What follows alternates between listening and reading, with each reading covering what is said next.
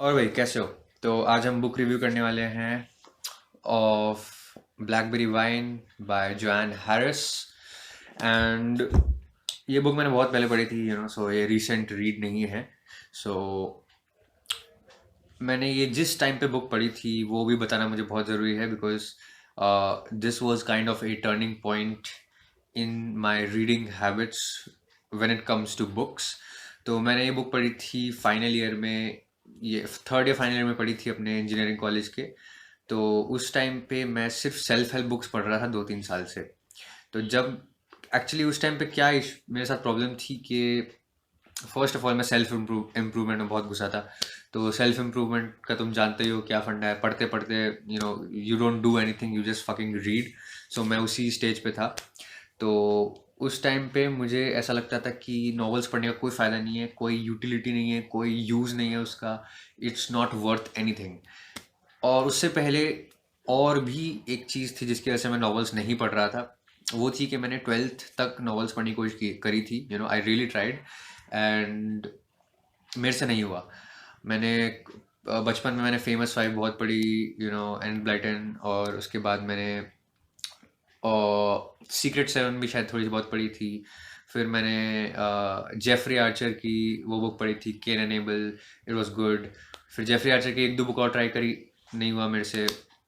फिर मैंने Fault in Stars, John Green की, I tried couple of books, but जो जितनी भी किताबें मैंने पढ़ी, none of the novels that I ever read made me feel के चलो भाई और पढ़ने का मन है मेरा।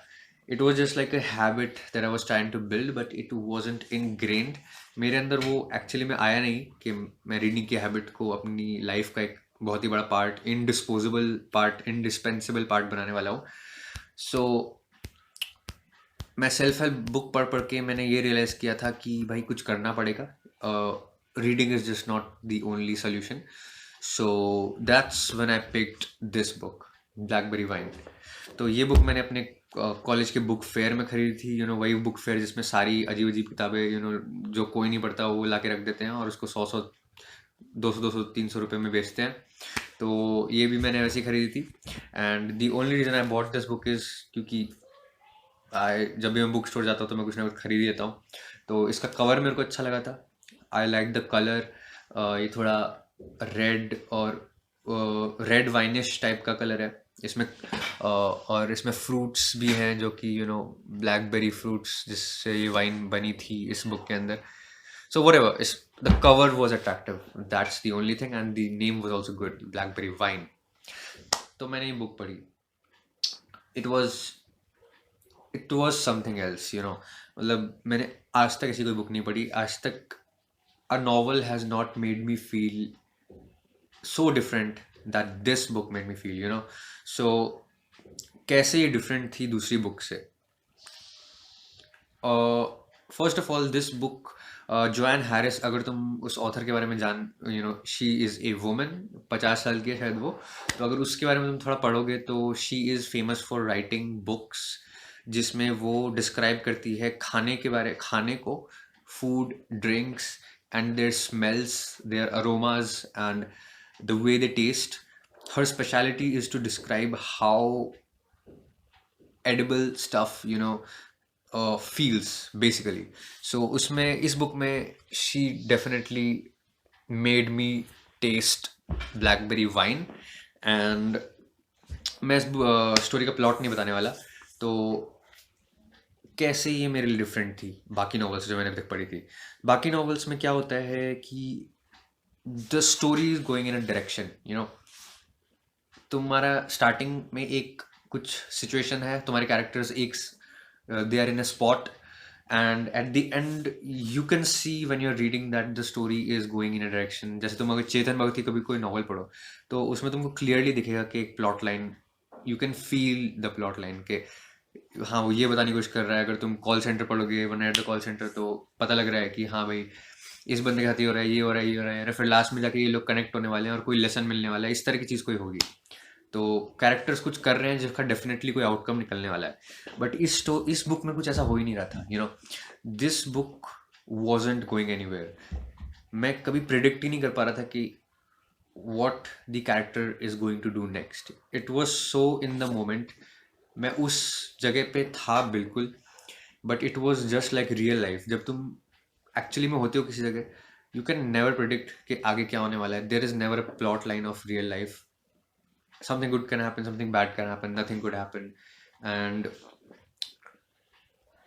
this was enhanced by the fact कि जनरली तुम जब किसी बुक में प्रोटैगनिस्ट मतलब अपना मेन कैरेक्टर, उसके बारे में जब तुम पढ़ते हो, उसके पर्सपेक्टिव से जब तुम दुनिया को देखते हो, you generally like the character.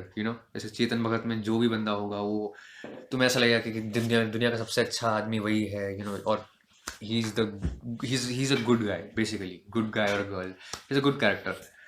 And इसमें वैसा नहीं था. I did not really like the character. He drank a lot. He did not have his life planned out. he उसकी शादी was messed up. And basically he was not, he was not a likable personality. He was fucking lazy.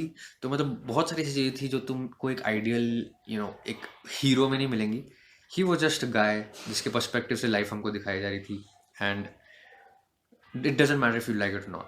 तो ये तो थी पहली चीज़. और दूसरी जो चीज़ इसमें मुझे लगी जो अलग थी दूसरी बुक से, कि दिस वॉज ए, अगर तुम स्टीफन किंग की बुक पढ़ोगे ऑन राइटिंग, तो उसमें वो दो तरह की राइटिंग स्टाइल्स के बारे में बताता है. पहला एक प्लॉट बेस्ड, दूसरा सिचुएशन बेस्ड. तो दो तरह की राइटिंग स्टाइल्स होते हैं. तो ऑब्वियसली क्योंकि इसमें प्लॉट मेरे को नज़र नहीं आया, तो this was not a clearly not a plot based writing.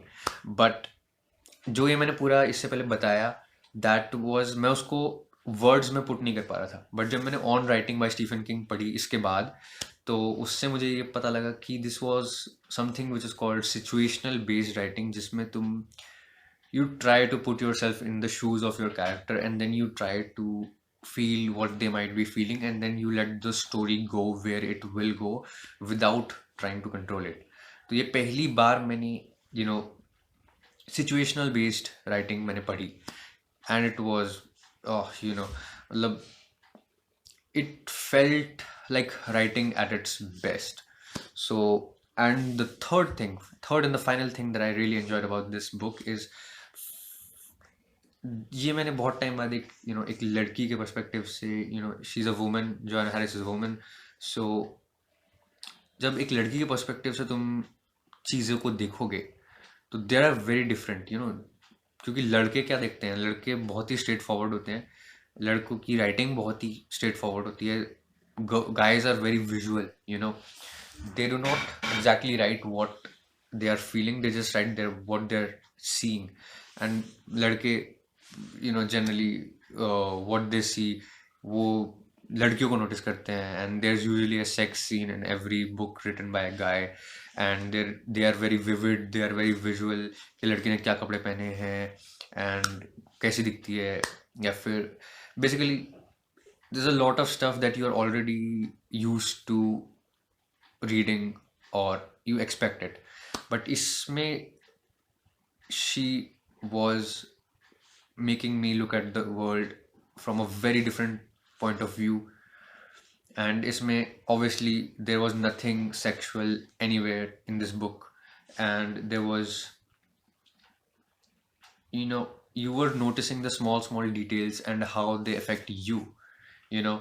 So मेरे लिए भी it's a bit difficult to describe in the words, but it was just that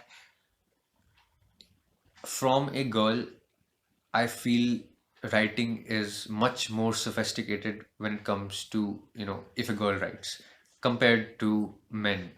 So these are my thoughts about this book. And do I suggest this? Why not? If you want to feel something in your mouth, if you want to feel the taste of blackberry wine or anything, there were many wines in this book, and there were many other things as well. And if you want to read a great story which doesn't necessarily have a fixed plot, this book is perfect for you. And it's just great to experience some situational based writing. So highly recommended, and is a piece of work मैंने John Harris की और भी books पढ़ी हैं. I will fucking review them some time later. And क्या पता मैं plot का रिव्यू भी करूं, but this was just an overview. And length wise this book is good. 300 पन्नों की है ऑलमोस्ट. एंड बहुत ज़्यादा मुश्किल नहीं है पढ़ने में. You just have to be a bit persistent. And cover art is awesome. The feel of the book is awesome. It feels great in the hand. And the back art भी बहुत अच्छा है. और कैरेक्टर्स भी they are interesting. And बहुत depth से उसने characters को एक्सप्लोर किया है. एक ही मेन कैरेक्टर है, तो बहुत डेप्थ में वो गया है कि वो क्या सोच रहा है, वो क्या लाइफ में सिचुएशन चल रही है उसकी. He not a perfect character. He is a very likeable but not a ideal character. So if you pick this book you will not be disappointed. Especially अगर कोई लड़की ये वीडियो देख रही है तो भाई प्लीज़ पढ़ो ये बुक, आपको अच्छा लगेगा. So that's it for this review. And कोई बुक तुम्हें लगता है तुम चाहते हो कि मैं पढूं या रिव्यू करूं, प्लीज़ प्लीज़ प्लीज़ कमेंट्स में बताओ मुझे. सी यू.